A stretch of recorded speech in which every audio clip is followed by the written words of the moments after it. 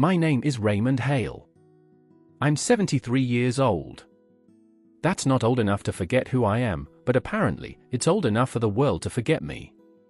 I live alone on the edge of town, in a house that once echoed with laughter, Sunday roasts, and the sound of children's feet pounding up the stairs. Now, it creaks only when I do. The floorboards are loyal enough to groan back when I shuffle past, wrapped in my old woolen robe, the belt frayed, the pockets full of receipts and dead pens. The curtains stay drawn most days, not because I'm hiding, but because what's out there has already turned its back on me. My children are successful. Michael runs some tech firm that makes apps I'll never use. Emily is in real estate and wears heels like knives.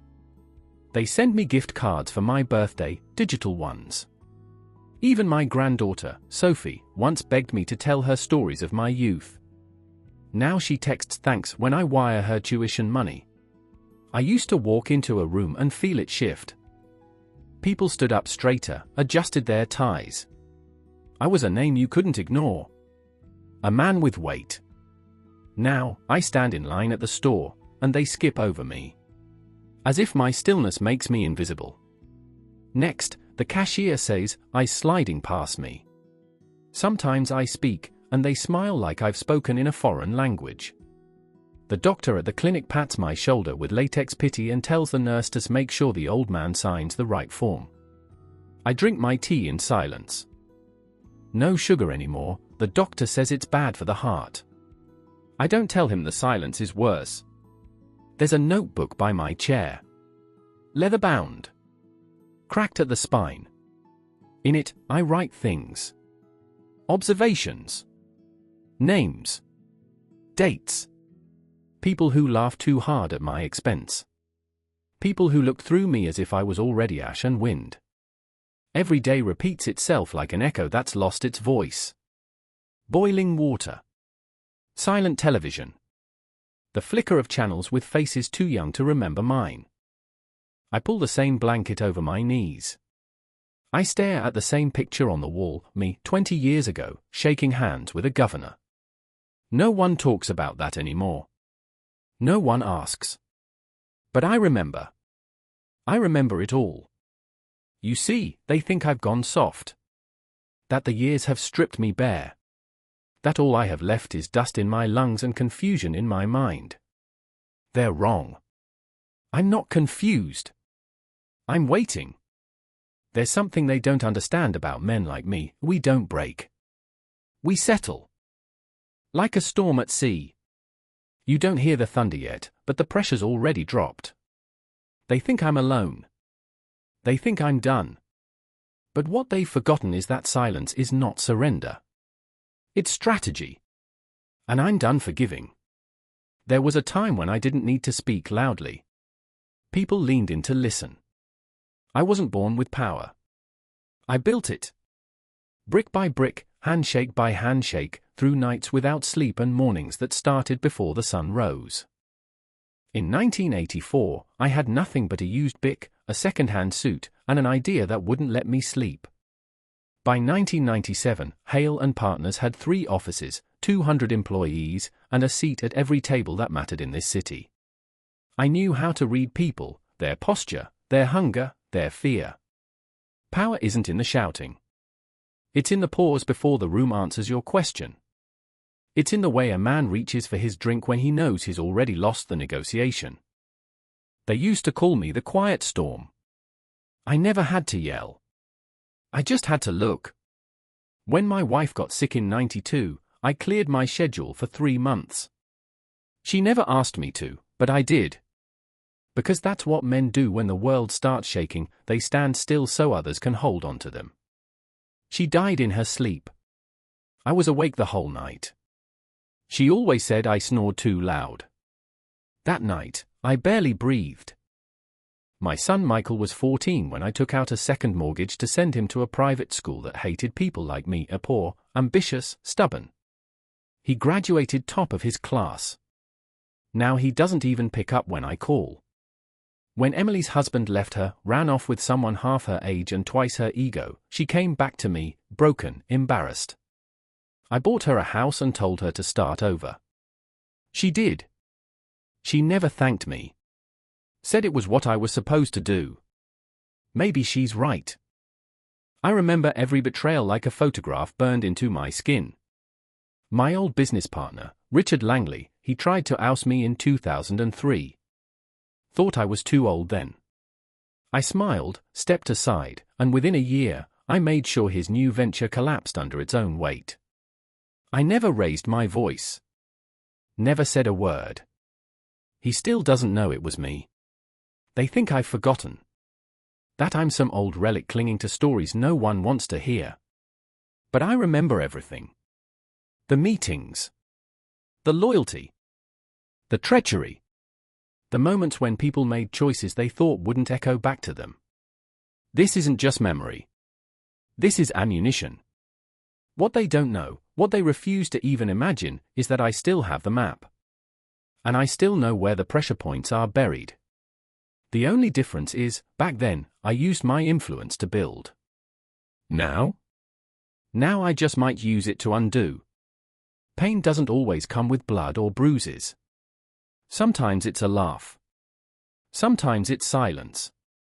Sometimes it's your own grandson rolling his eyes at you like you're just background noise in his Wi-Fi connected world. Last week, I called Michael. 3 rings, then voicemail. I waited a few hours. Tried again. Straight to voicemail. 2 days later, he posted a photo on social media, some rooftop dinner, candles, wine, smiles. I wasn't tagged. I never am. Yesterday, I asked my grandson to help me reset the modem. He smirked. Said, "It's not that hard, Grandpa," and did it with a flick of his wrist. When I thanked him, he was already back on his phone. I asked him once what he was studying in college. He said, "Stuff you wouldn't understand." He's wrong. I understand more than he'll ever guess. At the clinic, they called my name wrong. Mr. Dale. I corrected them. The nurse didn't even look up from her clipboard. When the doctor came in, he didn't greet me. Just said, "Still alive, who?" Like it was some kind of joke. He spoke to me the way you talk to a toddler. Slow. Empty. Condescending. I nodded. Smiled even. Then I wrote down his name. 2 weeks ago, a woman bumped into me outside the store. My grocery bag split open. Apples, a can of soup, my prescription bottle. She stepped around it like spilled trash. I bent down slowly, hand shaking, not from age, but from control. A teenager passed by, earbuds in. Didn't even look at me. It's in these moments that the world tells you you're gone. That you don't matter.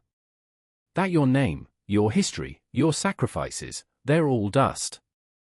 But I'm still here. They think I'm weak. They confuse age with fragility. They think I'm drifting toward the end. But the truth is, I've never been more awake. Every face. Every slight. Every back turned when I spoke, I've been writing it all down. Not for revenge, no. Not yet. For precision. For clarity. For justice, if you can call it that. This isn't anger. Not anymore. It's math. And the numbers are starting to add up. When the time comes, it won't be noise. It won't be fists. It'll be clean. Quiet. Devastating. You see, the mistake they all made was thinking I had nothing left to lose. They were wrong. I still have memory. And memory is sharper than any blade. It was a Thursday. Cold, wind biting, sky the color of ash. I had just picked up my prescription, arthritis meds. Irony. The body hurts when the soul holds its breath for too long. I was walking home. 2 bags in each hand. One of them ripped. The oranges rolled first. Then the bottle of Tylenol. I reached down too fast. My knee gave out. The sidewalk met my ribs like an old enemy. Concrete doesn't care if you're 73. A group of teenagers passed by. One laughed. Another whispered something I wasn't meant to hear, but I did. Look at him. No one even cares. They didn't help. They didn't stop. They didn't even look back. I laid there for a while. Not because I was hurt, I wasn't.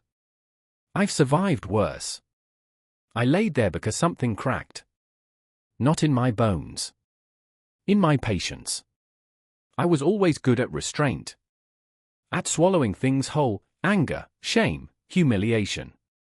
You learn that when you're building empires in a world that would rather see you fail. But in that moment, I felt something else. Something I hadn't let out in decades. Not rage. Not pain. Focus. I got up slowly, gathered the bag, left the oranges behind. I walked home differently. Straighter. Heavier. Like something had stepped back inside me. At the house, I made tea. But I didn't drink it. I went down to the basement. The key was still in the old drawer, beneath the broken flashlight and rusted Allen wrenches. The safe hadn't been opened in years. Dust. Cold steel. One turn, then another. Inside. My old black notebook. The Motorola burner phone I swore I'd never use again. A folder labeled Langley. A sealed envelope addressed to someone who still owes me their soul. I sat in my chair and began flipping through pages. Old contacts. Private investigators. Bank accounts I kept in other names. People I helped when they were drowning, who now swim in glass buildings and forget who threw them the rope. I pulled out my Rolodex. The one my daughter once laughed at. No one uses that anymore, Dad. She was right. No one does. Except me. Each card was a name. A leverage point. A secret. I remembered how I used to move people like chess pieces. Quietly. Without ever stepping onto the board myself. They think I'm done? No. I'm just choosing my first move. They still don't see me. Even now, as the walls begin to creak and the air thickens with tension, they don't know I'm here. That's the beauty of it. You become invisible long enough, and eventually, invisibility becomes your superpower. It started with a file. A quiet email sent from a cafe downtown, using a proxy server and an identity no one could trace. The file contained irregularities, tax discrepancies, shell company transfers, and unreported assets. Michael's assets. I didn't build his career, I launched it. I connected him to his first investor, smoothed over his first lawsuit, paid the settlement behind the scenes. He never asked how it all went away. He just assumed that's what happened when you were talented. Now that same investor received the file. Michael was called into a meeting the next day. The board reviewed concerning material. His hands shook. I know. I still have friends in the building. The kind who remember what I did for them during the recession. 3 days later, Michael stepped down. Official reason, health. Unofficial? He's under investigation. Next, Emily.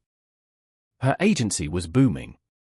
Too fast, too perfect. I knew the truth, she was laundering client money through short-term LLCs she barely understood. I warned her years ago. She laughed. Said I was paranoid. I sent an anonymous tip to a journalist with an axe to grind and a debt to repay. The article hit within a week. Front page of a local business blog. Within hours, her firm's clients pulled out.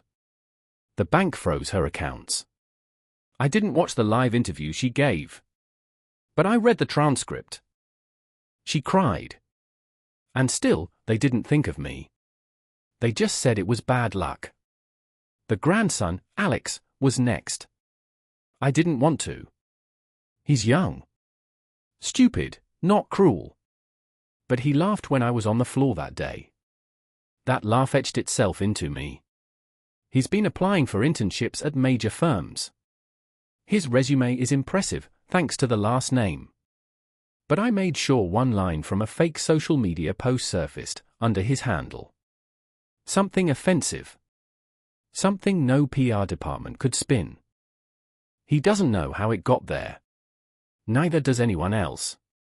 All offers were rescinded. He posted a cryptic story, everyone turns their back eventually. I didn't smile. I'm not here for satisfaction. I'm here for equilibrium. Now, my phone rings more than it used to. Michael wants to talk. Emily texted last night, thinking about you. Let's get dinner soon. Alex sent a message that simply read, sorry if I ever made you feel disrespected. But I don't answer. Not yet. The silence they gave me for years, now I return it. Sharper. Colder. Louder. In this house, the air feels different. Still quiet, but now alert. Like the walls are listening. And maybe they are. There are more moves to make. Not to destroy, but to balance. Not to hurt, but to remind. That forgetting a man like me is not without consequence. I sit by the window now, not to watch the world pass, but to see it shift. And it is shifting.